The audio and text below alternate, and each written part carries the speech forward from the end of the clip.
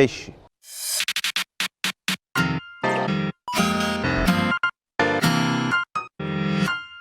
Washington, D.C.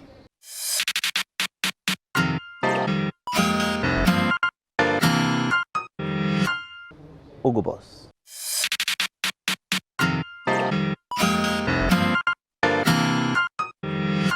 Legado do presidente Jacinto Filipe Nyusi. Filipe Jacinto Nyusi.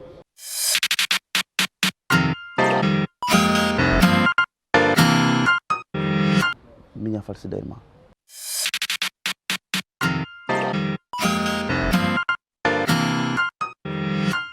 Rigoroso.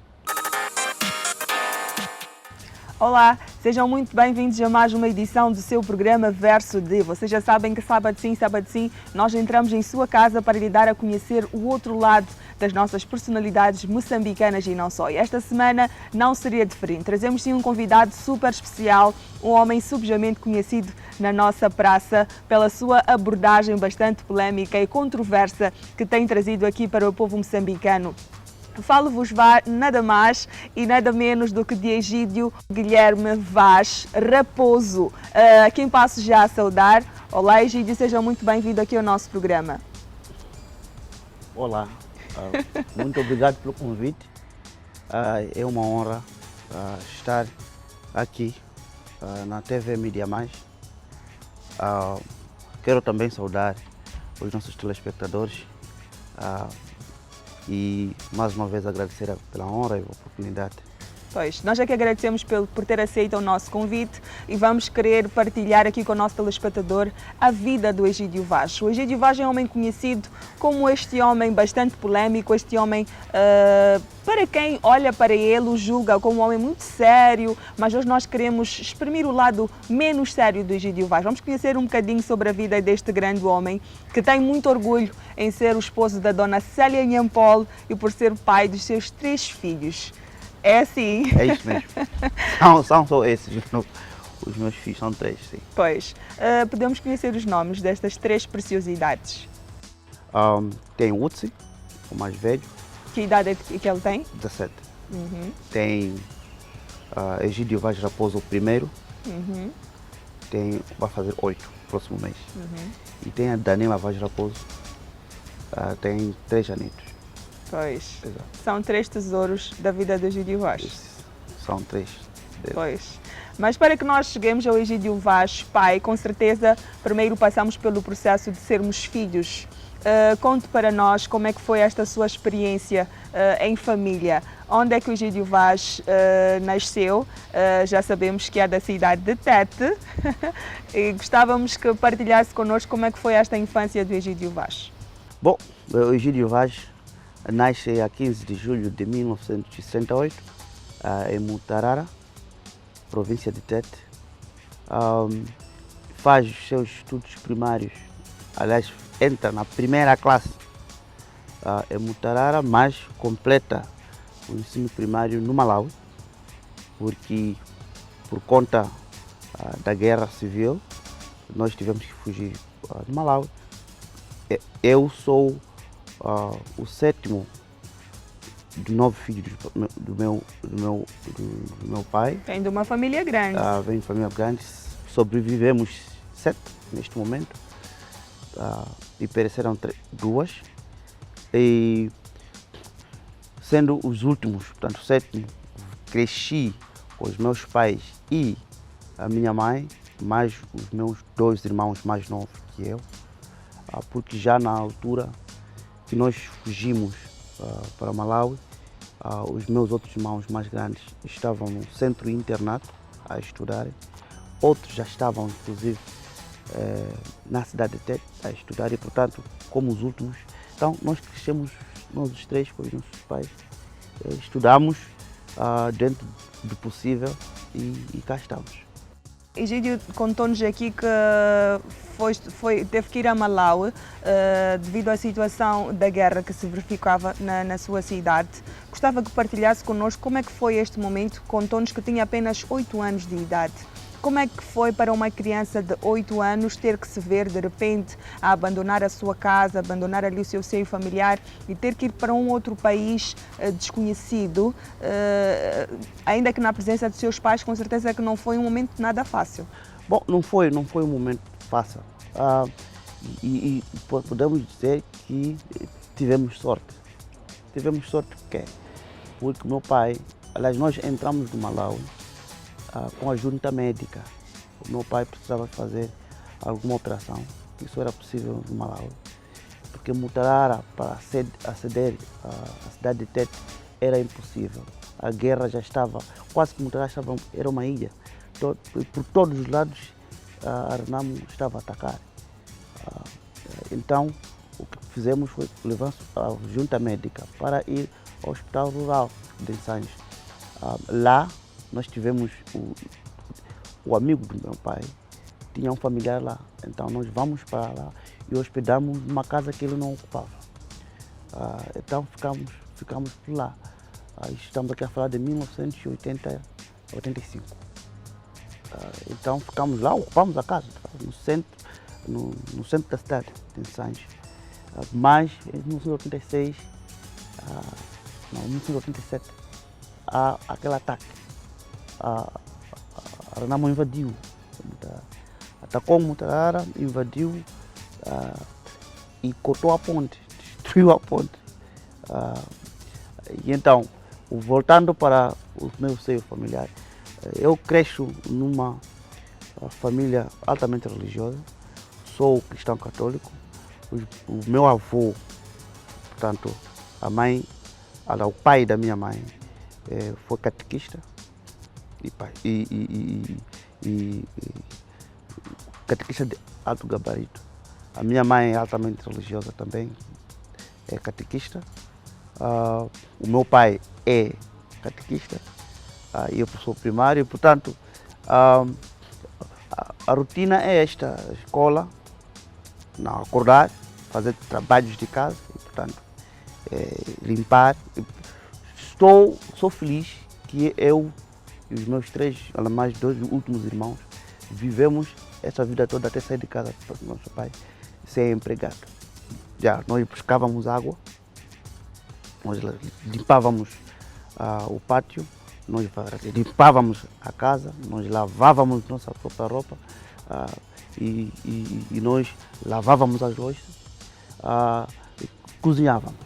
Portanto, atividades que um adolescente ou criança, dentro de uma cultura cena, e uma cultura igualmente machista, nós nos víamos até embaraçados por fazer trabalhos preferencialmente expectáveis para que fossem realizadas por mulheres. E, portanto, passamos isto, mas tivemos que romper com este preconceito. Não era fácil para nós, mas tínhamos uma vantagem, que éramos exemplo também para os demais da família, aliás, que nos circundavam. Por quê? Porque, olha, são filhos de professores que fazem tudo aquilo que uma mulher faz. Então, embaraçávamos muitas das vezes os nossos amigos, porque os nossos amigos não faziam aquilo. Então, fomos alvo, digamos assim, de chacota por parte dos nossos amigos, mas de muitos aplausos por parte dos pais, que gostariam também que os seus filhos fizessem aquelas participassem dessas atividades. E, portanto, deste ponto de vista, sou muito bem formado. Até hoje, eu não tenho problemas. Eu lavo, varro a casa, limpo o chão. Eu sei como se limpa e, portanto, consigo identificar coisas mal feitas e corrigir. Então, a rotina era essa: trabalhos de casa. De manhã acordou, limpar tudo que tem que ser limpo, ir à escola, voltar, rever a matéria, de novo trabalhos e aí por diante. Portanto, aos domingos tem que se ir à igreja, não falta e não falha nada. Continua na igreja católica? Continuo cristão católico, sim. Provavelmente não muito praticante. Praticante significa pertencer a uma comunidade ou núcleo específico, atender às missas com frequência, fazer parte de algumas atividades da igreja como núcleo.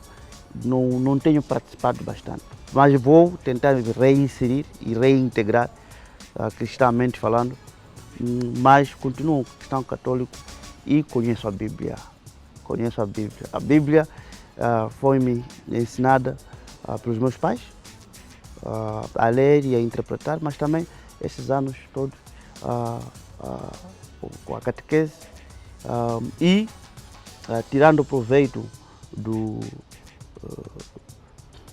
historiador que sou, também consigo compatibilizar bem ciência e religião. Egídio Vaz já partilhou, já acabou aqui nos segredando que ele é um excelente dono de casa. As secretárias do Egídio Vaz com certeza têm aí esta responsabilidade de saberem tomar muito bem conta do recado no que concerne particularmente a estas limpezas, pois ele foi ensinado ainda a criança estes valores. Eu gostava que partilhasse connosco qual é a maior recordação que traz a si desta educação que o seu pai transmitiu para si, que hoje tenta também trazer a mesma educação, tenta incutir os mesmos valores na educação dos seus filhos. Bom, vamos separar duas coisas. Uma coisa são valores, mas depois outra coisa, os valores que eu tenho e os valores transmissíveis. Eu posso dizer que eu tive uma educação espartana. É um conceito. Educação espartana vem de Esparta. Esparta, uma das cidades-estado da Grécia. Havia duas, só para contextualizar e para o benefício dos nossos telespectadores. Na Grécia Antiga existia Esparta e Atenas. Atenas era uma democracia. Esparta não. Esparta era uma espécie de tirania. Okay? Então, quando se diz que eu tive uma educação espartana, é aquela educação de muito rigor, de que nada deve falhar. Se falha, levas, portanto, és punido, não há conversação. Então, os valores passavam. Portanto, saber automaticamente o que deve fazer quando acordar. E se não fizer, estás a ser punido, não há diálogo. Há regras. Não há aqui meio termo, ou faz ou faz. Ou faz ou faz. Portanto, saber isto é mau, isto é bom, inclusive o horário para comer. Portanto, só que nem todos esses valores podem passar para os meus filhos, até porque institucionalmente anda aqui esses Unicef e outras organizações de defesa da criança a tentar nos desviar do essencial. Eu acredito que uma criança precisa de ser educada. É verdade que existe níveis de democracia, mas em minha casa as pessoas que vivem sob a minha orientação e direção precisam de entender, acatar e implementar as regras, principalmente quando essas todas são boas, não ferem. A dimensão punitiva ou a dimensão punitiva ou compensatória da minha educação vai ter dificuldades de ser totalmente implementada na minha família, dado também os contextos. Não é? Você dá para o seu filho hoje mesmo, vai parar no gabinete de atendimento a criança vítima de violência doméstica. Não é?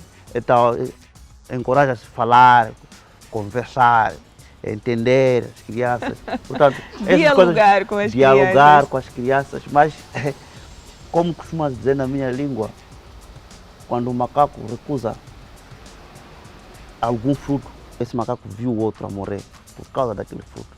Ou seja, muitas das vezes tem que haver esse diálogo sim, mas partindo de um princípio de que os pais querem o melhor para os seus filhos e os filhos devem obedecer, até que é bíblico. E, portanto, a dada altura, também a própria Bíblia afirma que os pais são o nosso Deus cá na terra. Então, e um dos mandamentos da Bíblia é justamente isso, respeitar o seu pai e mãe, para que os dias sejam acrescentados. Então, é isso que as crianças devem saber. É fundamental, é essencial para que nós possamos sempre ter homens dignos no futuro, bem formados e muito bem educados. Esta questão de mimar não significa taxativamente que nós estejamos a querer ou contribuir para que as nossas crianças sejam estes homens firmes e com os pés de parte Assentes ao chão.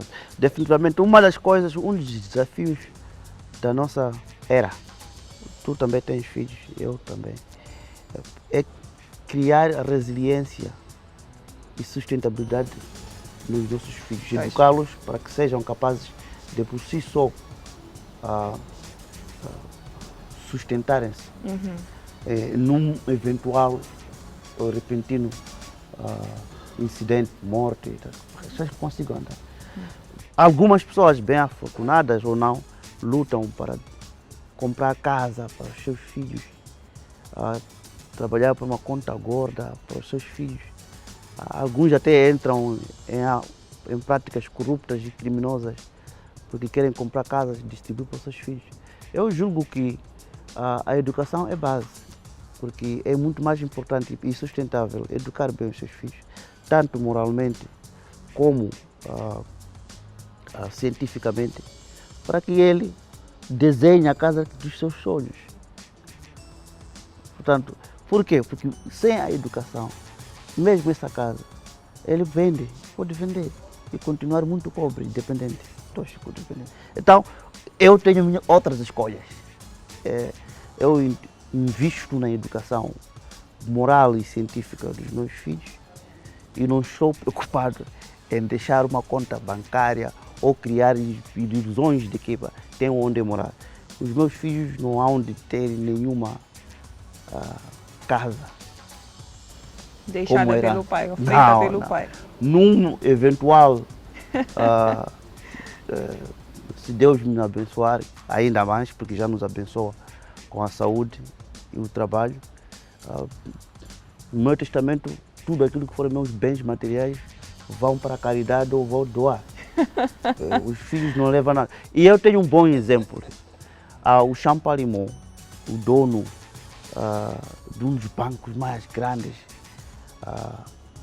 quando morreu, deixou apenas 1.000 euros para todos os filhos dele. Tudo doou. Ele não tem testamento. Mas agora, quem são os filhos de Champalimau? Agora, estão bem formados. Provavelmente não precisam da casa.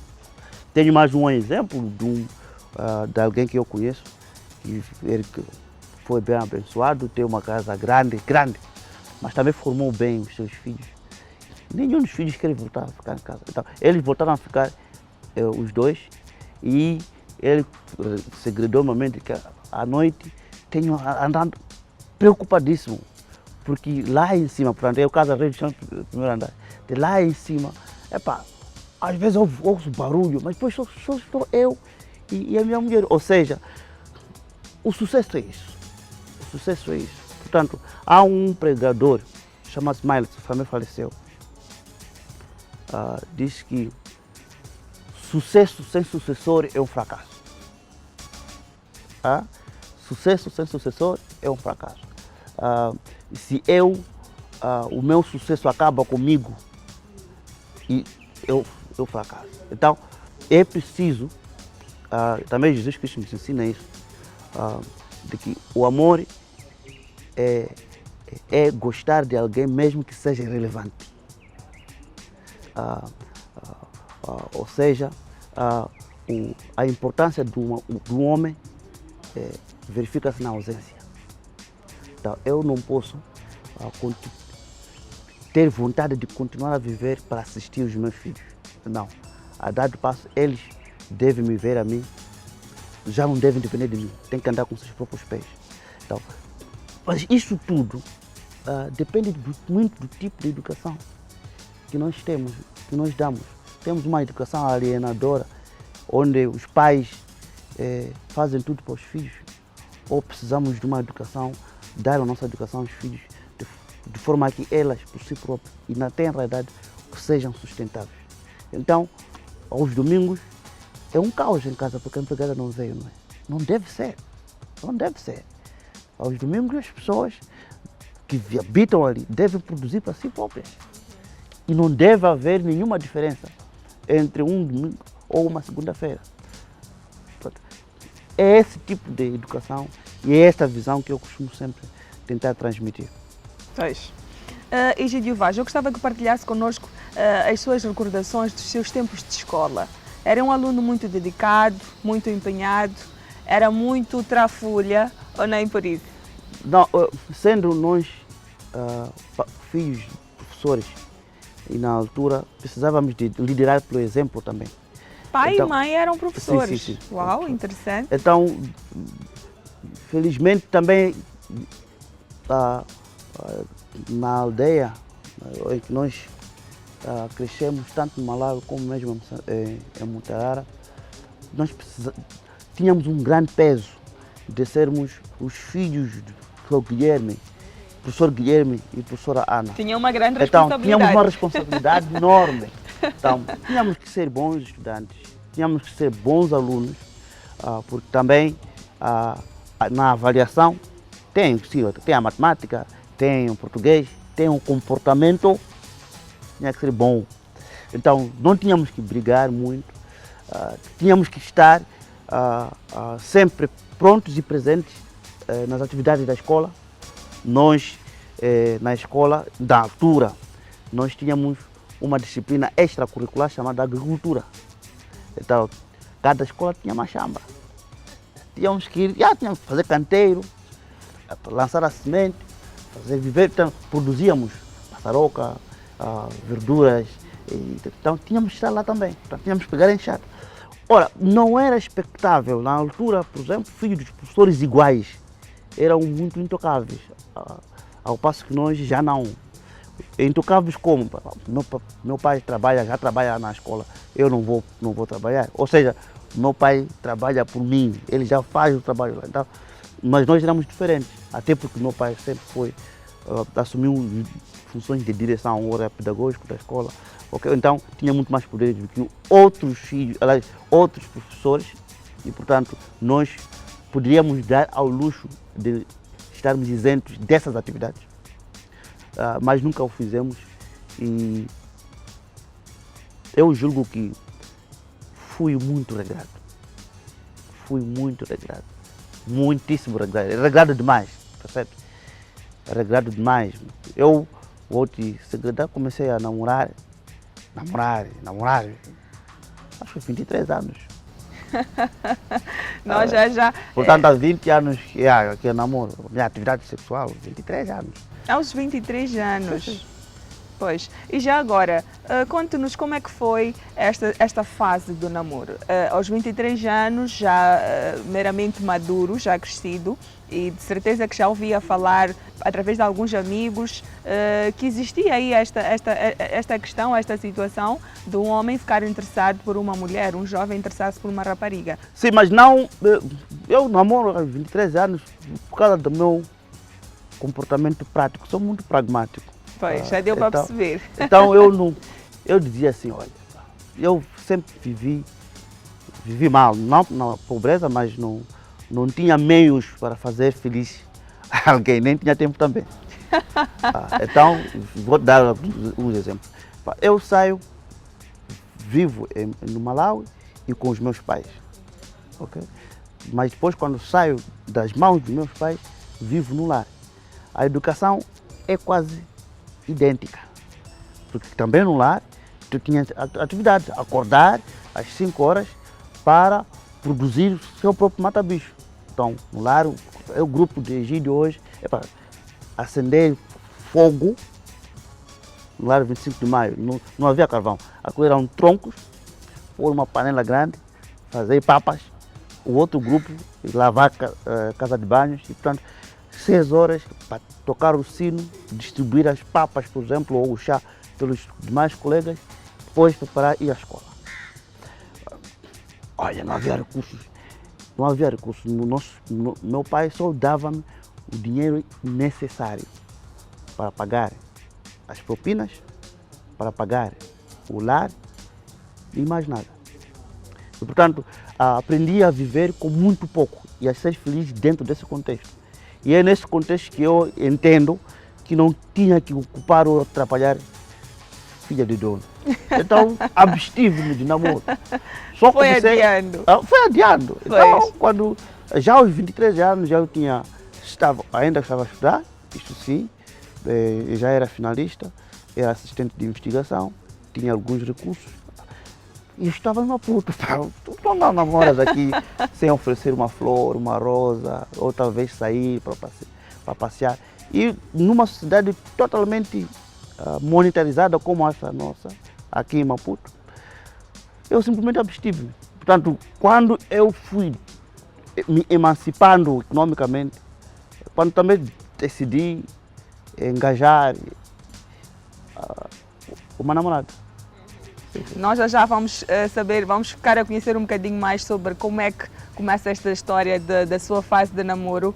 Nós vamos cumprir apenas um curtíssimo intervalo. Querido telespectador, é tempo suficiente para que você possa assim buscar um copo com água e voltar a sentar-se no sofá da sua sala para dar a conhecer na segunda parte do nosso programa o verso de Egídio Vaz. Até já!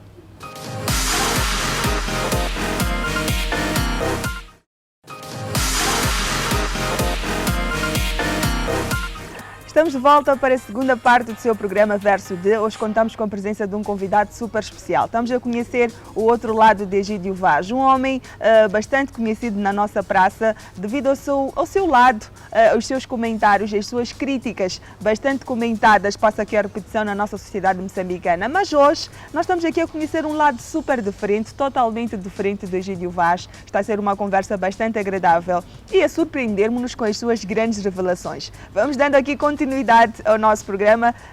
Egídio Vaz, nós paramos mesmo nesta fase de namoro. Contou-nos aqui que aos 23 anos, até aos 23 anos, ainda não sabia o que era namorar. Vem à cidade de Maputo, começa a ter uma certa comodidade financeiramente falando e conhece esta que é a primeira mulher da vida do Egídio Vaz. Partilhe connosco como é que foi. É difícil partilhar, mas aquilo aconteceu naturalmente. Eu tenho alguns princípios. Os princípios são muito lentos. Se calhar até posso dizer sou matreco, não sei pedir namoro. Levo muito tempo. É tímido. Não sou o direto ao ponto. Acho que gasto muita energia e gesticulo, aliás, dou muitas voltas até praticamente situações onde a própria mulher perceber que isso não está... não está muito à vontade. Não, esse está-me a querer, só que ainda não. Mas é tático também, porque à medida que eu vou alimentando essa amizade, vou puxando eventualmente a conversa, tentando estar mais próximo, eu estou a estudar também as possibilidades de sucesso. Então, numa eventual avaliação... Boa tática. Sim, não gosto de que me digam não. As que me negaram na vida estão todas desgraçadas. Estão muito desgraçadas.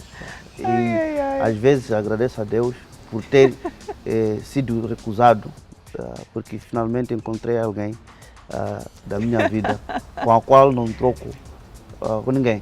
Pois. Essa pessoa foi assim também, amigo. E eu, por exemplo, tenho outras. Quando estava na Beia, tinha uma grande amiga, mas eu percebi que aqui não tenho chances de sucesso. Mas agora, por exemplo, ela ao apresentar as amigas, poderia ser o meu namorado, mas da minha boca não saiu nada similar. Mas claro que na altura eu acho que as chances eram mesmo mínimas. Então não gosto de perder. Quando faço um investimento emocional, é mesmo com todas as forças. Mas também quando não estou em condições não provoco. Portanto, é mais isso. E, portanto, não entenda isso como materialismo, não é isto. O que eu estou a dizer aqui é que para namorar é um investimento emocional que fazes para outra alguém. E as perspectivas, quando nós iniciamos o namoro, é até que a vida nos separe, percebes? Agora, num contexto onde está claro que não vou contigo para lado nenhum, não vale a pena eu te entreter. Então, quando eu não gosto de fazer as pessoas perderem tempo comigo. E não gosto que, por exemplo, numa relação, alguém se sinta estar a perder tempo. Tem que haver qualquer coisa. Giro as minhas amizades assim. Por exemplo, eu costumo dizer aos meus amigos, olha, a amizade que só consiste para gastarmos dinheiro não é amizade. Nós precisamos de ter algo que nos comprometa, um projeto em comum, uma atividade em comum. E provavelmente, para que essa cerveja deixe bem, temos ambos ter fontes de renda. Ok? Então, é por ali, e é essa a minha ética, forma de estar, que consigo selecionar e gerir. Porque uma amizade que só depende de farras é uma amizade improdutiva. É uma amizade despesista. É uma amizade que não vale nada. Eu, voltando para a questão do namoro, então foi assim. Essa pessoa foi minha amiga durante muito tempo e foi ela própria a dar o primeiro passo dessa saída. Portanto, ela que me beijou, mas é óbvio, já estávamos, percebes? Então, desde então, sinto que valeu a pena alguma cautela. Dói ser negado, dói muito. Então, e já foi negado? Já. Quantas vezes? 1, 2, 4 vezes. 4 vezes. Pronto, e desta feita decidiu não existir mais. Eram colegas da escola, aliás da faculdade. Percebes? Na altura, não me quiseram. Claro que na altura haviam outros competidores mais capazes. Então eu era o bolseiro, mal conseguia satisfazer todas as minhas necessidades, ainda mais tinha que procurar alguém. Quer dizer, mas de novo, a questão não é materialista aqui.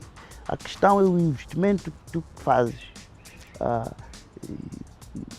E a percepção que se pode criar de que estamos a namorar, não vamos para além disso. Então não é assim.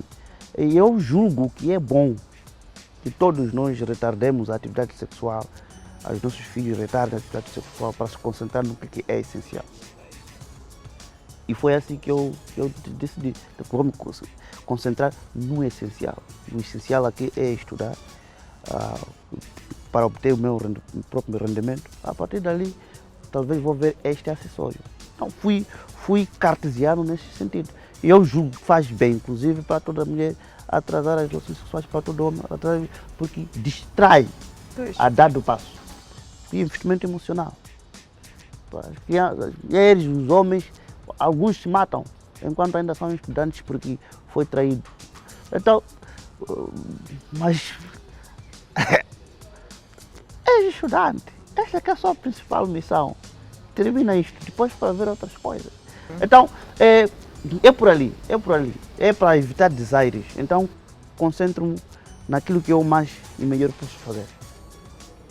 Egídio Vaz, quando desta migração para Malawi, na época da guerra, teve esta responsabilidade de transmitir alguns recados de informação para o seu pai. Ficava sempre grudado aí a um rádio para acompanhar o noticiário e depois reportar ao seu pai quando este voltasse do seu trabalho. Isto contribuiu para que hoje se tornasse este grande analista político ou nem por isso? Foi em parte por isso, porque é o processo de formação e instrução. Antes de gostar da política, tinha que gostar das notícias, e as notícias políticas. Nós estávamos na década de 90, 1990, iniciam as negociações de Roma entre Renamo e o governo e que deram resultado 2 anos depois com a assinatura do Acordo de Paz de 1992. Era um momento muito importante que o meu pai não queria perder. Então, enquanto eles estivessem na escola, nós tínhamos muitas opções. O rádio era único, mas as estações radiofônicas precisávamos de ter tantas. Ou seja, meu pai ia de manhã às 6 horas, voltava às 12, por exemplo, e eu entrava no período de tarde. Então, de manhã eu tinha que escutar pelo menos BBC, Deutsche Welle, RFI, Rádio Moçambique. E Rádio Moçambique era muito importante, por quê? Porque na altura o correspondente da AIM para as negociações chamava-se Tomás Vieira Mário, e nós ouvíamos os seus despachos. Portanto, os despachos de Tomás Vieira Mário, tanto para a AIM, mas também comentava em outras. Então, eram muitas rádios, muitas estações. Então tinha que ver, o RFI não disse nada.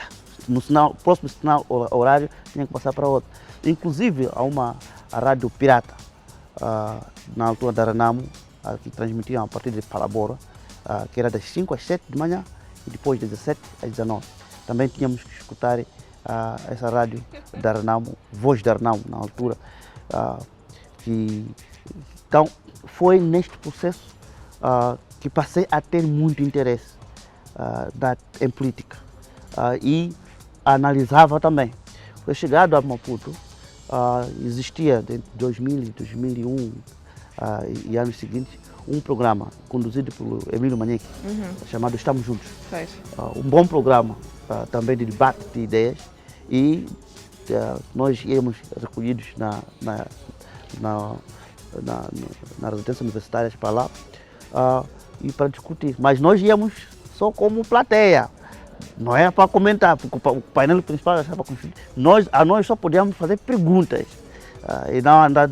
Mas muito cedo eu também tinha minhas próprias ideias da plateia. Portanto, da própria plateia eu falava. Até evoluiu para agora, por exemplo, já estarmos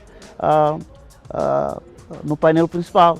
Os debates, os formatos mudaram, mas o meu ativismo político vem desde então, fruto deste processo de socialização, contextualmente relevante também. Então, como costumo dizer para os outros, se acham que estou a mais na televisão, querem me substituir, o que é verdade, tem que substituir, comecem agora, porque leva muito tempo. São anos e anos para se tornar incontornável no firmamento da opinião pública. Então, a formação, mais uma vez, é muito importante, o investimento que se faz para cultivar-se. Egídio Vaz, um homem que na sua bagagem de experiência de trabalho viajou por 6 países. São 6 países e sabemos também que hoje em dia fala 6 idiomas.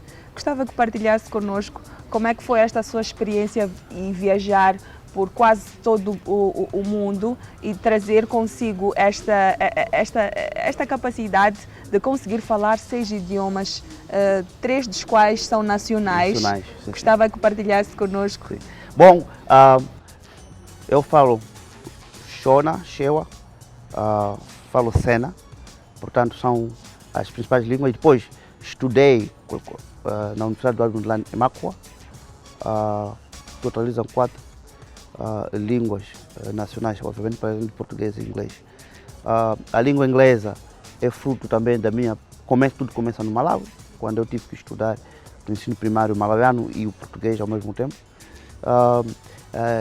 E quanto às minhas viagens pelo mundo fora, bom, eu posso contar quais são os países que não fui, porque, por exemplo, aqui em África, posso contar, posso dizer Sudão do Sul, Somália, Chad, República Centro-Africana, não me recordo de outro país para o qual. Líbia, não fui para esses. Esses são os países não visitados, atenção. 5 dos 54 estados. E viajei para muitos estados, quase a totalidade. Beneficiei-me desta sorte. Da Europa, só não conheço Portugal, estranho. Mas ainda vai a tempo de visitar Portugal, com certeza. Vou a tempo. Toda a América do Norte, conheço a América Central, conheço. Brasil e Argentina, não conheço ainda. Um dia iria para a Austrália, também não conheço. Então, parte dessas viagens não é de turismo, é de trabalho, o que me expôs a várias situações de ter que viajar frequentemente. Posso recordar uma coisa interessante. Agora já posso falar isso. Então, eu fui punido quando eu trabalhava e eu tive que atender um curso em Londres sobre direitos humanos, igualdade e não discriminação baseada na orientação sexual. Eu trabalhava para um governo britânico e eu teci comentários que o grupo, o lobby gay aqui em Maputo não gostou. Ele fez uma carta, enviou, a minha chefe do gabinete me chamou, fez a investigação. Eu disse, eu tenho a minha opinião, eu estava a dizer a opinião individual, não represento nenhuma instituição. Está bom, depois da investigação veio o relatório, disse, então como remédio vai a Londres aprender um pouco mais sobre os direitos humanos, não discriminação baseada na orientação sexual. Mas este foi um bom castigo, ir a Londres. Eu fui a Londres na classe executiva, voltei e fiquei campeão, defensor dos direitos humanos e da não discriminação baseada na orientação sexual. Valeu a pena esta punição. Bom, valeu. Fui lá duas. Quem não gostava de ter uma punição idêntica, viajar numa classe social e ir a Londres como forma de punição, quem não gostava? Yeah.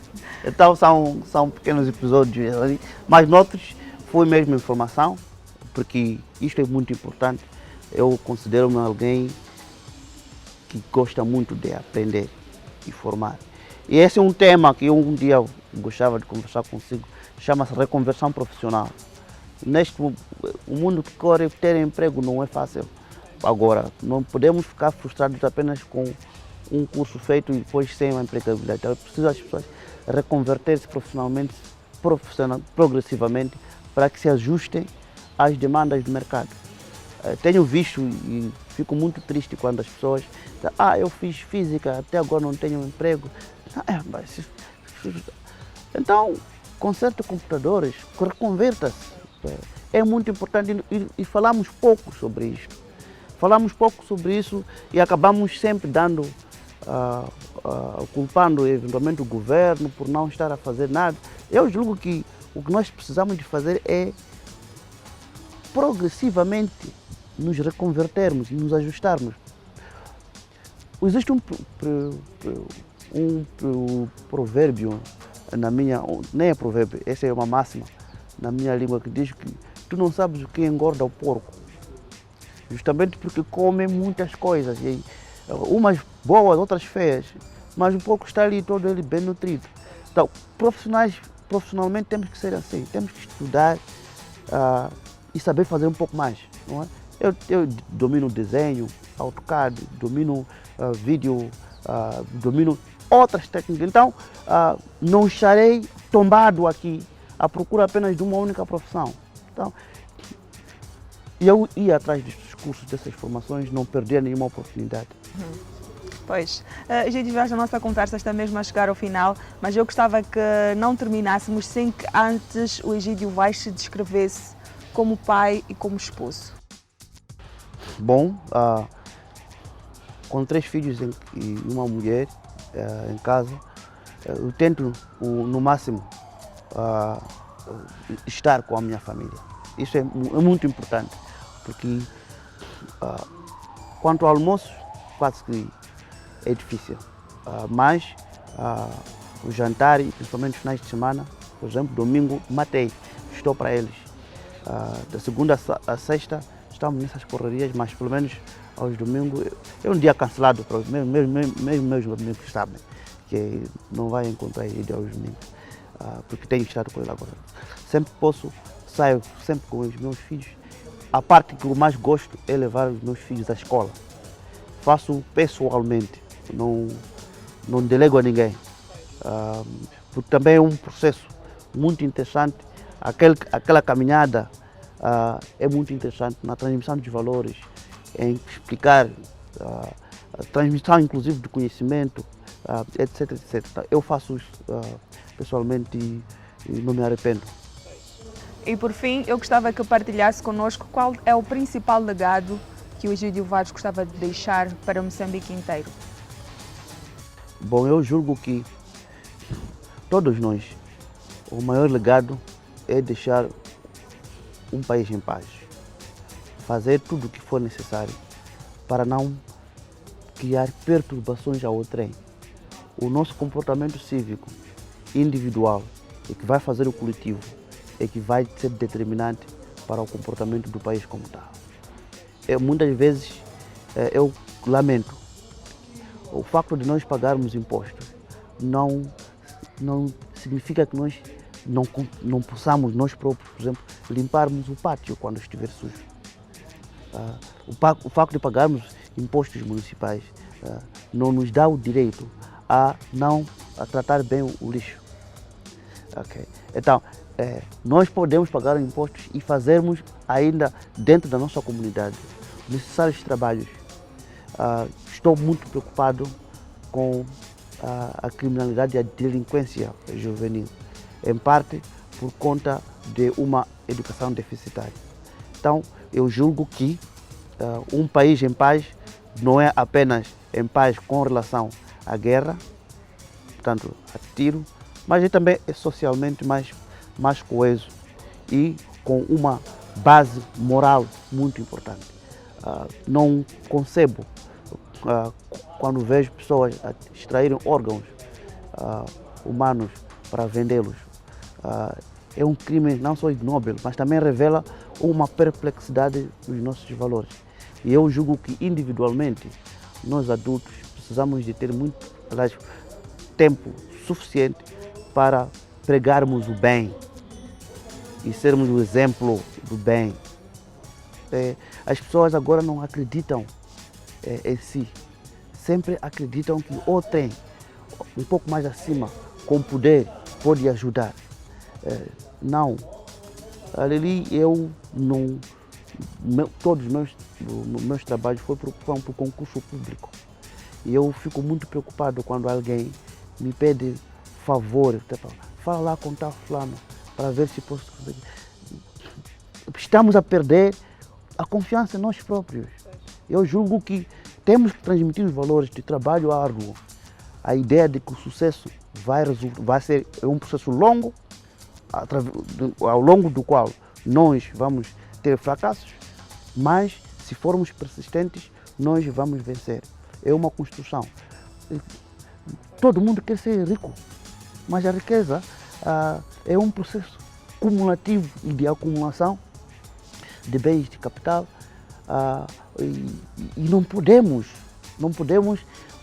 temos que ter cortamatos. E é muito a ausência desses valores que leva a que muitos entrem em raptos, muitos extraiam órgãos humanos, se envolvam no tráfico de espécies proibidas, etc, etc.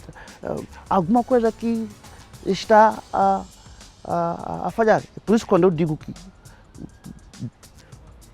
quando a morte vier, no meu testamento não os meus filhos não vão ter nada, porque eu tenho que educá-los. O sucesso, bem, é um sucesso como pai, não é deixá-los com muitos bens. E é justamente isso que leva a que as pessoas cometam crimes, entrem em corrupção. Vamos apostar, vamos dar aos filhos o que merecem: comida, boa educação, boa moral cívica, o resto é com eles. Egídio Vaz, queremos agradecer imenso pela sua presença, por partilhar connosco a história da sua vida, e é com esta belíssima mensagem que nós queremos agradecer, que nós vamos mesmo terminar o nosso programa. Espero que possa continuar a ser este homem de princípios e de valores que com certeza vai inspirar a muitos jovens após acompanhar esta nossa entrevista de hoje. Muitíssimo obrigado, Lili, por esta oportunidade. Estou mesmo agradecido. A Mídia Mais é minha casa, mas é sempre bom estar nesses talk shows a transmitirmos também alguma paz, porque noutros eventos é sempre guerra, opiniões divergentes, nervosismo, mas este é um dos bons programas de tantos outros programas televisivos de Moçambique. Oxalá também faço voto para que as pessoas não percam o próximo programa, porque aprende-se mais aqui do que necessariamente em outros boletins noticiosos provavelmente. Mas quero lhe saudar, sem desprimor aos demais, pelo belíssimo trabalho que vem realizando. Muito obrigada, Egídio Vaz. E é com esta palavra, com esta mensagem que vai com certeza mudar a sua forma de ver e de viver, que nós damos por terminado o nosso programa de hoje. Esperamos que você, querido telespectador, faça bom uso desta experiência da vida de Egídio Vaz. Nós vamos terminar por aqui, queremos convidar a si para que acompanhe a restante grelha da Mídia Mais TV. Nós voltamos sábado com mais uma edição do Verso de Bom Final de Semana.